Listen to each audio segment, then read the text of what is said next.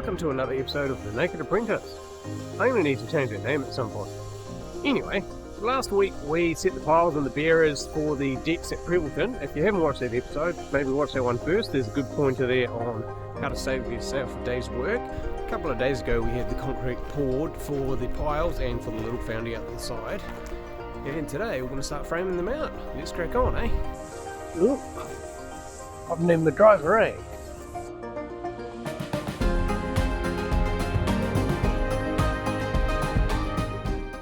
Plenty up to see there. We're just figuring out where to put our joist, our border joist, our boundary joist for the border.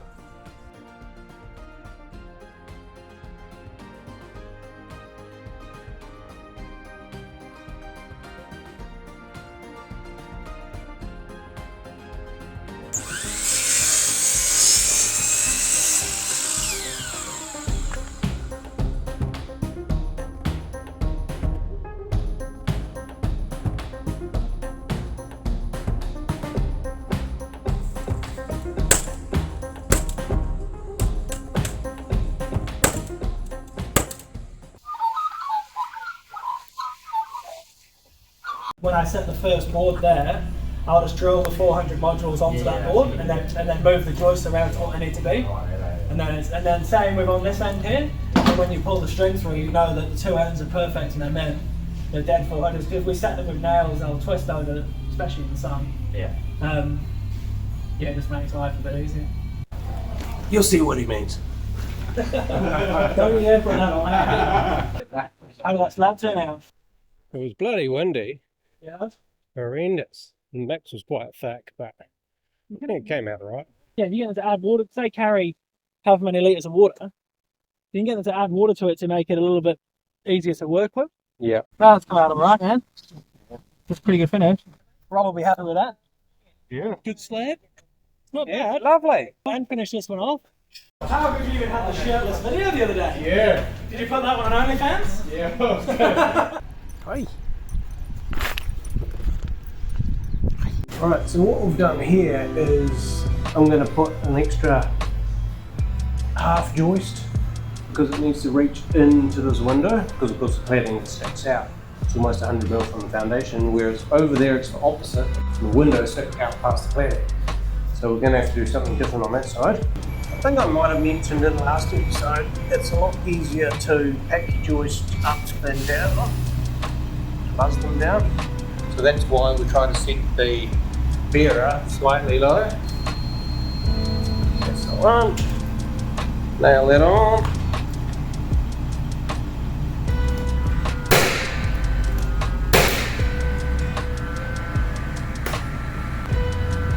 The joists normally just get fixed with nails, whereas the bearers are bare minimum with Z nails.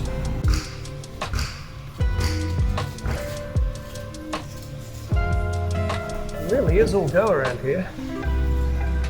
Client scheduled to move in 2 weeks' time.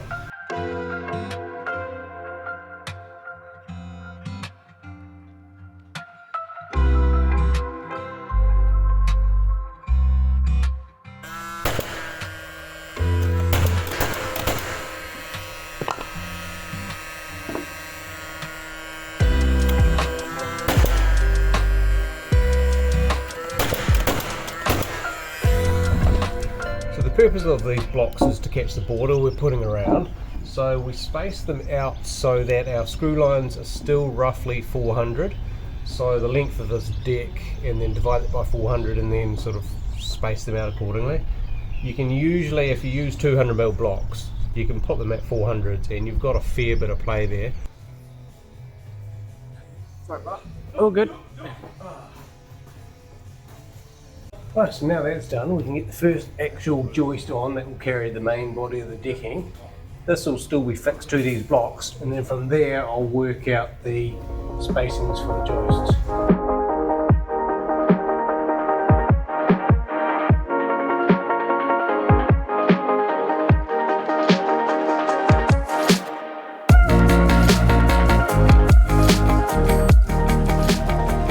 So now that I've got this joist on, what I'm going to do is set up a string line, and that becomes the datum.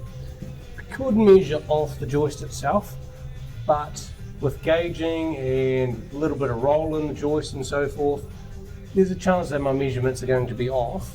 I'll tell you what I mean about the joist not being straight.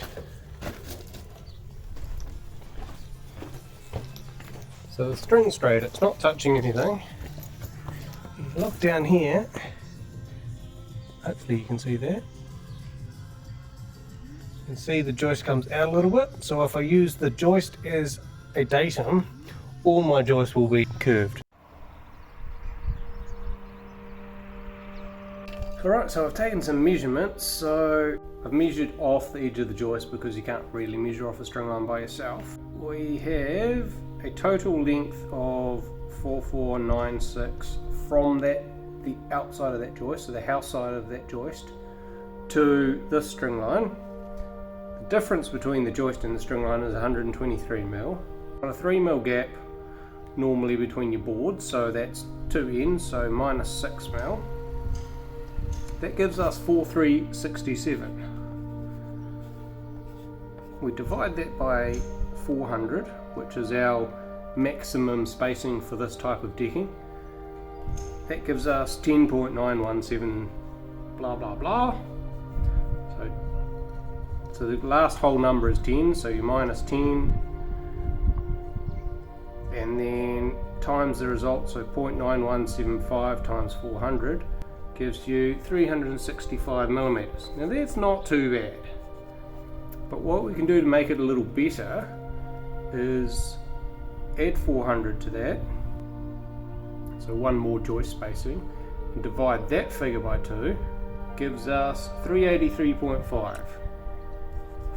Center isn't particularly useful, so what we want to do is take half the thickness of a joist, so half of 45, 22.5 off, so that then gives us 361 to the inside or the house side of the joist. Hopefully that all made sense. Right, so let's just double check that before I go too much further. So 361 is the measurement. I'm going to go 100 on the inside of the string, which just makes it more accurate, because of course the hook on a tape goes in and out and I can't hook it on the string anyway. Oh, that's pretty close. There we go. Right. I'll go on 100 again.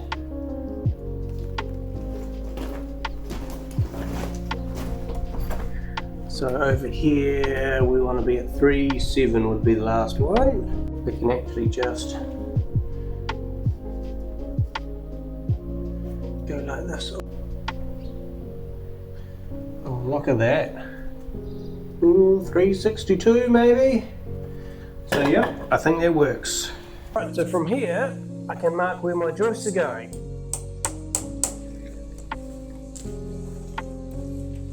So it's easy, there's not a lot of maths involved. I just do multiples of 400 all the way along. Right, so 3.6 already, that lines up. 3.2, 2.8. Now it pays to check the other end. I wasn't going to mention it, I might not put it in the video, but the length across there is slightly different. The reason for that is our claddings just don't quite line up, they're not quite parallel. You can actually see the plastering here, there's a bit of a difference to over there, so I'm going to have to do the same thing over there. And then the result of that is our middle modules, all the 400s, will be parallel to each other, and these end ones will just creep out, I think about 5 mil at each end, which is not something you're going to see. If you're doing a deck in an existing house, you're usually going to have some sort of issue like that anyway, so it's something good to know.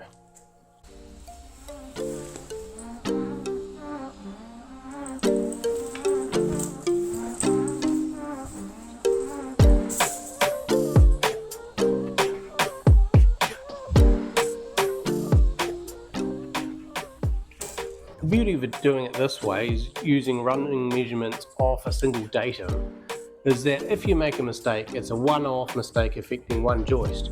Whereas if you lay your first joist and then measure your second joist off that and so forth, you're going to creep out to a point where your screw line's not going to be landing on a joist. You're going to have to move all of those joists to fix it. Alrighty, so now it's just grunt work getting those joists down. A couple of ways of doing it. The way Chris taught me was, because the ends are now at the height we want them, you just string line across, which is great for a bigger deck. The other way, James's way, is just using a laser. There's 10 joists, I think, 10 or 11, and 4 bearers, so there's only 40 odd points that have got a laser, which is probably quicker than setting up a string and doing it that way.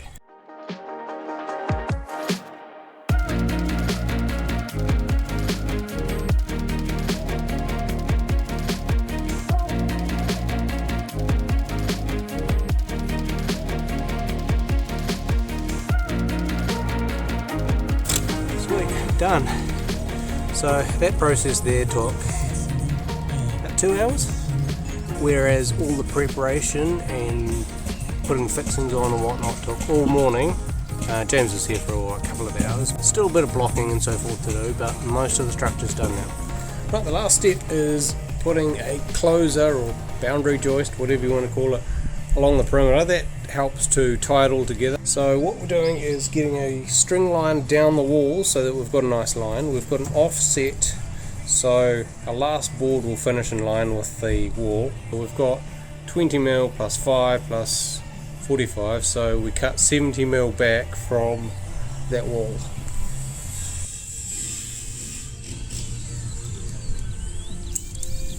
A bit more. That there. Yeah, that'll do. Cheers for that, brother. Oh, yeah, cheers. Thank you.